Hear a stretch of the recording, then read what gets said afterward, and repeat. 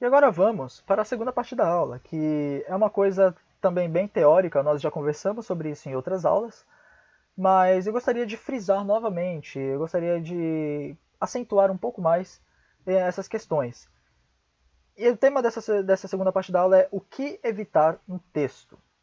Professor, como assim o que evitar, né? É mais como o nome mesmo, é mais como o título da aula, porque assim, primeiramente, devemos ter em mente que cada texto tem um objetivo específico, né? E eu acabei cortando aqui. Deixa eu tirar aqui.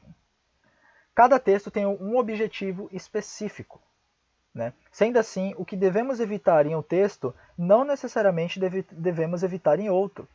Por exemplo, a linguagem ambígua pode ser usada propositalmente em textos poéticos, de maneira que cada leitor tenha uma interpretação única, algo que não caberia em um texto informativo. Então, assim, quando eu falo o que evitar no texto, né, na verdade, é um repositório de ferramentas que poderão ser utilizadas a depender do contexto. Então, por exemplo, na linguagem poética, a ambiguidade pode ser muito bem aceita. A linguagem altamente rebuscada pode ser muito bem aceita. Porque ali eu não quero talvez passar. Pode ser que eu queira passar uma mensagem única, mas pode ser que aquele texto eu queira que impacte cada leitor de uma maneira diferente. Então, assim, se esse leitor, cada leitor é impactado de uma maneira diferente, cada leitor vai ter uma interpretação diferente. Claro que isso pode acontecer em outros textos, mas dentro da poesia, a ambiguidade pode ser muito bem aceita dentro desse contexto.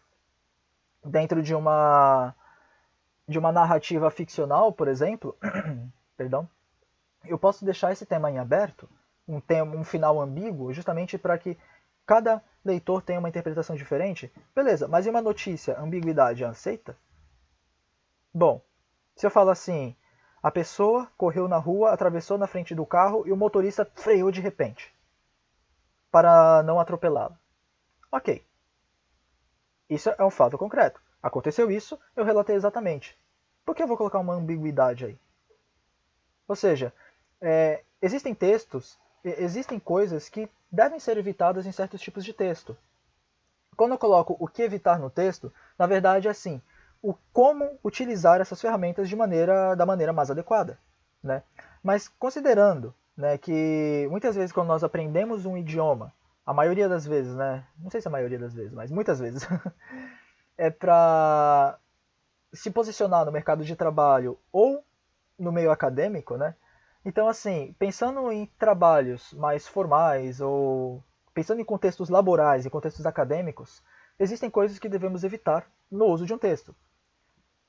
Primeira coisa, em um texto, a simplicidade deve prevalecer sobre a linguagem rebuscada. Não é bom usar expressões que não são familiares para o público, a menos que queira ser propositalmente poético. Sendo assim, esteja atento ao seu público. Então, assim, evite linguagem altamente rebuscada, evite linguagem que não são familiares para o público. Então, assim, quando eu falo para evitar linguagem rebuscada, se vocês vão escrever um texto de medicina, daí muita gente pode pensar, ah, mas tem muitos termos rebuscados, tem muitos textos altamente acadêmicos que só um leitor de medicina vai entender. Claro, porque o artigo é de medicina. Então, o termo não é rebuscado para aquele público. O texto não é uma coisa, olha, poética, acadêmica. Não, para aquele público não. Por quê? Porque é um texto acadêmico, vai ter aquela linguagem acadêmica de medicina. Então, é adequado àquele público. Agora, se eu quero escrever um texto, não sei, uma propaganda para um público adolescente, eu vou utilizar termos totalmente técnicos? Uma coisa que não faz parte do contexto cultural deles e do mundo, da visão de mundo? Não, porque senão eles não vão entender a mensagem que eu quero passar. Então, assim, no texto, a linguagem deve ser adequada ao conteúdo e ao público-alvo a quem essa mensagem vai ser direcionada. Ok? Então, evite usar expressões que não são familiares ao seu público. Tá bom? Segunda coisa, dentro da linguagem formal, palavras ou expressões vagas não são bem vistas. Então, por exemplo, a vida é um negócio sério. A vida é um negócio sério. Lembrando que em português, negócio não significa apenas negócios de financeiro, ok? Não significa que eu tenho um negócio que eu vendo alguma coisa. Negócio significa isso sim em português, mas também significa qualquer coisa. Como dizem na Costa Rica, né? Qualquer chunche. Então, assim, negócio também pode significar qualquer coisa. Então, se eu falo, a vida é um negócio sério, ou taxa é uma coisa pontuda.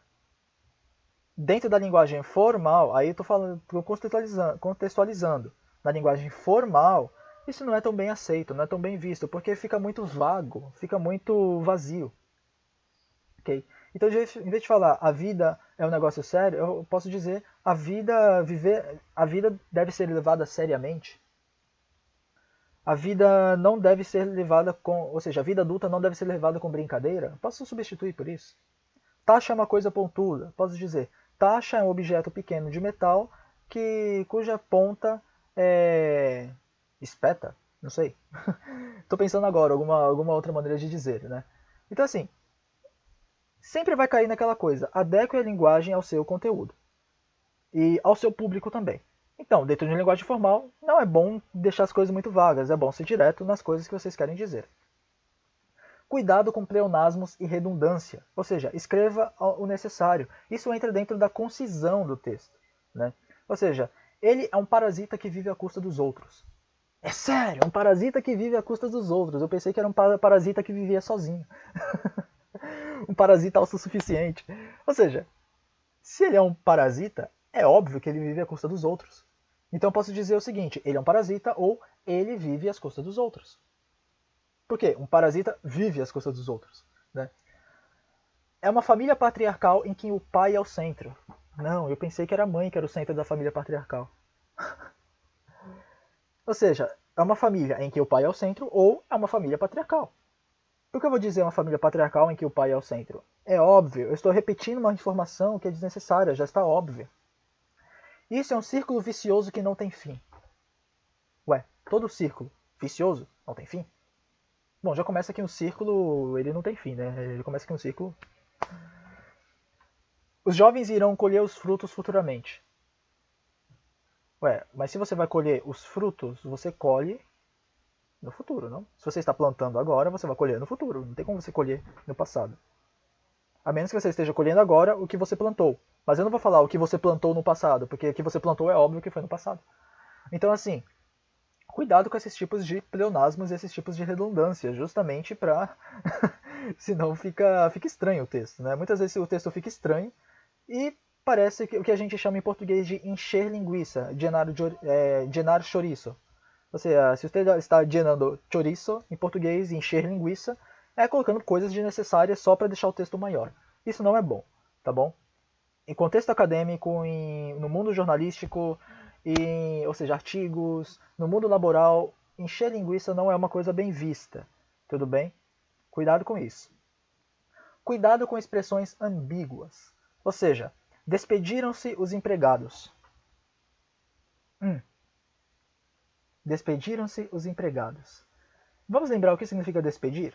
Despedir, eu posso me despedir de vocês. Tchau, gente, até mais. Isso é uma despedida. Mas eu também posso despedir do seguinte jeito. Fired. Ou seja, estou despedindo o empregado. Eu não quero mais que ele trabalhe aqui. Vou rescindir o contrato, não quero mais. Ou seja, se eu coloco despediram-se os empregados, eles deram tchau ou eles foram fired? Eles foram despedidos da empresa? Tá ambíguo. Ou seja, se o contexto não mostra o que a frase quer dizer, então é melhor explicar. Ou eu coloco os empregados foram despedidos, ou os empregados se despediram uns dos outros. Ou seja, aí eu já coloco as duas situações diferentes, explicando de fato qual é o sentido da palavra. A polícia solta preso por engano. Preso por engano. Ok.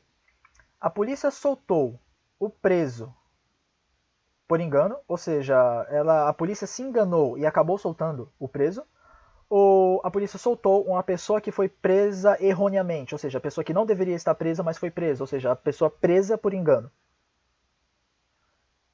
Qual o sentido? A polícia se enganou e soltou uma pessoa que deveria estar presa, que não deveria ser solta, ou a polícia soltou uma pessoa que não tinha cometido nenhum crime e erroneamente foi presa. Percebem? Ele obteve uma licença por doença de 10 dias. Ok, a licença dura 10 dias ou a doença de 10 dias fez com que ele obtesse a licença. Ou seja, essas 3 frases estão altamente ambíguas, né? Então, assim, tem que ter cuidado com o jeito que escrevemos as coisas. Ou seja, isso acontece muito nas redes sociais. Eu costumo falar que rede social é uma coisa perigosa, né? Por que eu falo que rede social é uma coisa perigosa?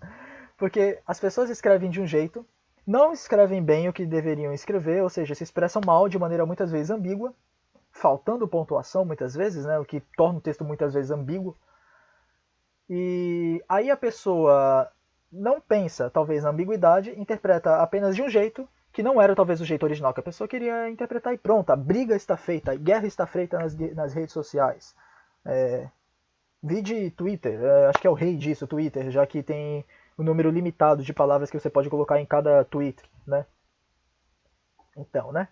Então, assim, muito cuidado nos lugares onde você escreve. Quando eu falo assim, linguagem formal, o que evitar no texto, eu acho que expressões ambíguas, se não for em um poema, se não for em uma narrativa ficcional que vocês propositalmente querem colocar ambiguidade, não coloque ambiguidade nem em contextos informais. Muito cuidado com isso. Isso não é apenas para a língua portuguesa, não, tá? Isso é para qualquer idioma que vocês aprendam, inclusive o espanhol que vocês já falam. Cuidado com palavras impróprias ao vocabulário. O paralítico andava sobre a cadeira de rodas. Se é um paralítico, ele não anda. Como ele anda sobre a cadeira de rodas? Ok, a gente pode falar, né, que andar de carro, andar de ônibus, andar sobre a cadeira de rodas, mas dependendo do contexto que vocês escrevem isso, pode pegar mal. Quando eu falo pega mal, assim, fica estranho, tá? O ser humano nasce cru. Ok, para uma linguagem poética faz sentido, mas numa linguagem mais formal, no sentido acadêmico e laboral, cru, a gente está falando de comida. Ou seja, a comida que está cruda, cru, ou cozida, cocinada. Cruda ou cocinada, ou seja, crua ou cozida. Você falou que o ser humano nasce cru, tá bom, quer dizer que ele não passou pelas experiências da vida, tudo, para aprender muitas lições. Ok, eu posso entender isso, mas eu tenho que ter cuidado de onde eu uso muitas vezes esse tipo de linguagem. Se eu trago muito vocabulário de outros contextos, isso pode confundir a minha audiência, pode confundir as pessoas com quem estou falando, principalmente se eu estiver falando, por exemplo, expondo um trabalho, seja expondo alguma coisa, tanto no trabalho como na faculdade, ok? Então, assim, cuidado com os tipos de vocabulário, de onde vocês trazem esses vocabulários, tá bom? Outras regras gerais, né, para terminar. Cuidado com o uso de gírias, estrangeirismos e vícios de linguagem em geral. Cuidado com gírias. Em contextos formais, gírias não são bem aceitas.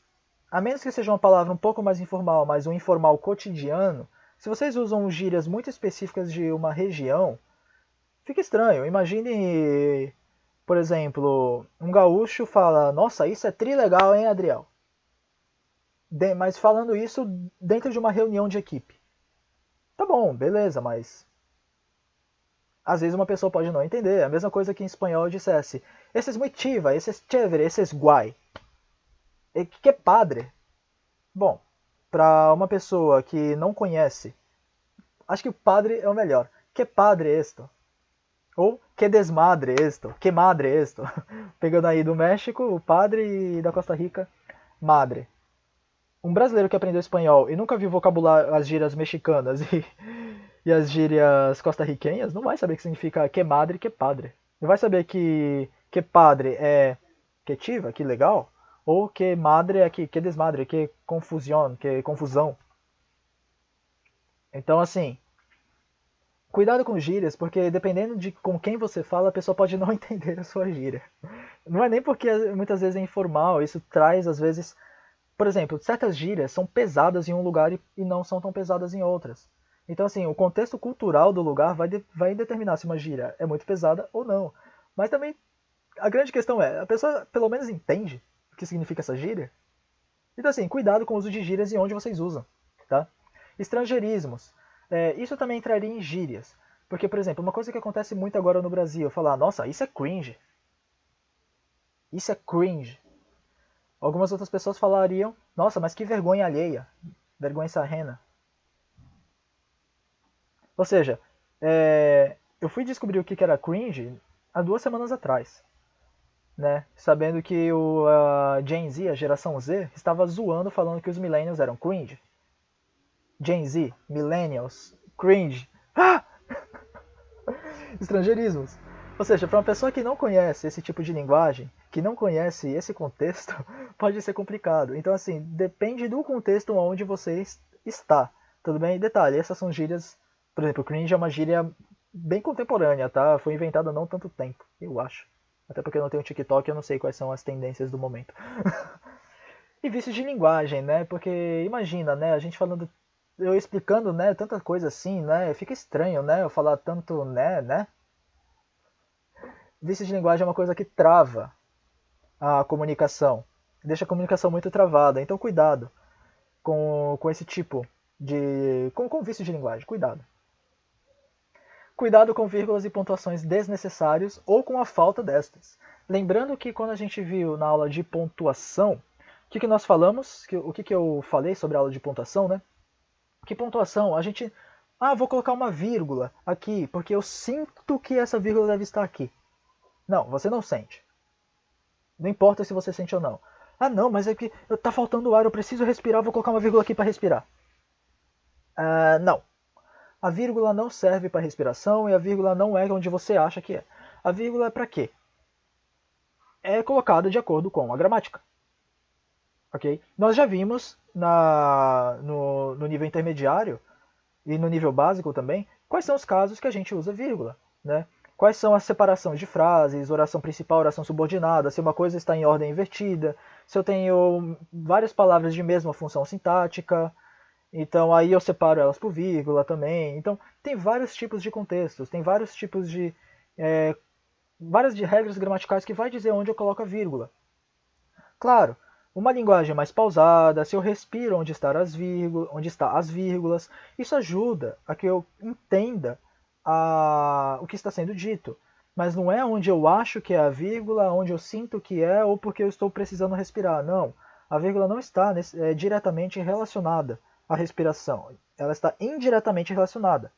Mas o que? Ela vai de acordo com a gramática. Então muita gente coloca vírgula onde não deve ser colocada, e muita gente muitas vezes deve colocar um ponto final ou colocar uma vírgula e não coloca. E isso trava a linguagem. Primeiro, de novo, redes sociais é onde mais acontece isso. Então assim, muito cuidado, agora falando de textos escritos, né, com o uso de vírgulas e uso das pontuações. Tá bom? Redes sociais, ou seja, na linguagem informal, isso também pode causar ambiguidades indesejadas, principalmente em e-mails de trabalho, textos acadêmicos. Cuidado com a pontuação, para que de fato vocês possam expressar aquilo que vocês querem dizer. E claro, dentro disso, dê prioridade para a estrutura fundamental do português brasileiro, que nós aprendemos isso no básico, bom, no básico, que é sujeito, verbo, complementos, né? Ou outros vão dizer sujeito, predicado e complementos. O brasileiro, ele sempre vai dizer eu, ou a pessoa, ou o objeto, a ação, ou seja, eu fui e o complemento, para a praia. Eu comi a comida. O cachorro correu atrás do gato. Sujeito, verbos, complemento. Eu não vou falar atrás do gato, o cachorro correu. Senão vai aparecer o Yoda falando, sabe? O Yoda do Star Wars, aquele personagemzinho verde pequeno. Vai aparecer o Yoda falando. Então, assim, dê prioridade para a estrutura fundamental do português brasileiro. E a ordem das frases. Ah, detalhe, sobre a estrutura fundamental, como vocês podem adquirir isso sem ficar pensando demais? Conversem com brasileiros. Quanto mais vocês conversam com brasileiros e se comunicam com brasileiros, mais vocês perceberão que vocês estão internalizando esse tipo de linguagem. Então vocês não vão precisar ficar pensando tanto, porque vocês, afinal, já estão absorvendo e expressando a linguagem dessa cultura. Aí a gente volta na primeira parte da aula, que eu falei sobre a questão de ler o texto criticamente e expressar as coisas de modo crítico. Ou seja, primeiro eu preciso ter uma visão de mundo para depois, de fato, fazer a leitura correta daquele texto. Então, assim, eu não preciso ficar pensando demais sobre regras e estruturas se eu estou imerso dentro daquela cultura, porque eu vou, por osmose, né, trazendo aí um termo da biologia, por osmose, eu vou adquirindo eu vou absorvendo, né, absorver por osmose, isso é redundância. Mas aí eu vou absorvendo, adquirindo as estruturas dessa cultura, o jeito como essa cultura fala. Então eu não vou ficar precisando pensar tanto, tá bom? E a ordem das frases deve corresponder à ordem das ideias. Aí falando mais, não apenas em questão de discursos, né, falados, mas escritos também, né? Assim, é aconselhável colocar as ideias principais em orações principais. Então, a gente viu também um pouco sobre oração subordinada, oração principal, oração subordinada, oração principal, oração adjetiva. A gente falou um pouco sobre isso, né? Não me aprofundei tanto, mas a ideia principal deve estar primeiro, né? Ou seja, eu posso falar assim: o cachorro correu atrás do gato porque o gato comeu toda a comida dele. Eu não vou falar, porque o gato comeu toda a comida do cachorro, ele correu atrás do gato. Qual a ideia principal qual é a ação principal que eu estou querendo destacar? O cachorro correr atrás do gato. Então, se eu quero mostrar que a ação principal é o cachorro correr atrás do gato, eu coloco isso primeiro. Agora, se eu falo assim, que a ação principal não, a ação principal é que o gato comeu a comida do cachorro, por isso o cachorro correu atrás do gato. Mas o gato estava com fome, porque não deram comida para ele. Ou seja, a ideia principal agora virou o quê? O gato comeu a comida do cachorro. E por quê? E o que aconteceu? E por que ele comeu a comida do cachorro? Porque não deram comida. E o que aconteceu por ele ter comido? O cachorro correu atrás dele. Então a ideia principal é o gato comeu a comida do cachorro. Então eu vou colocar primeiro a ideia principal e depois os desdobramentos dela. Eu não vou colocar assim. O gato correu atrás do cachorro porque não deram comida para ele, pro gato, e por isso o gato estava com fome e aí o cachorro correu atrás dele. Fica bagunçado, fica estranho. Né? Claro, eu dei um exemplo aqui pensando alguma coisa na hora, porque eu não escrevi os exemplos, né? Eu dei uma coisa muito superficial. Mas essa é a ideia, ou seja, coloquem as ideias principais no começo. Ideias principais, ou seja, a ordem das frases deve corresponder à ordem das ideias. Você tem uma ideia principal e você tem o que é derivado dessa ideia. Isso a gente viu na aula sobre parágrafos. Daí você tem o que é derivado das ideias. Né? Beleza, vou colocando em seguida. Eu tenho uma outra ideia principal. Aí eu aconselhava ter um outro parágrafo. Uma outra ideia principal. Aí o que é derivado dessas outras ideias. Não inverta muitas coisas, nem a estrutura fundamental do português, nem a ordem das ideias. Porque senão isso pode causar problemas na comunicação. Tá bom? Então, essa foi a nossa aula, nossas duas aulas, as duas partes da aula, sobre leitura, escrita e o que evitar no texto. Tudo bem, gente? Então é isso. Até mais.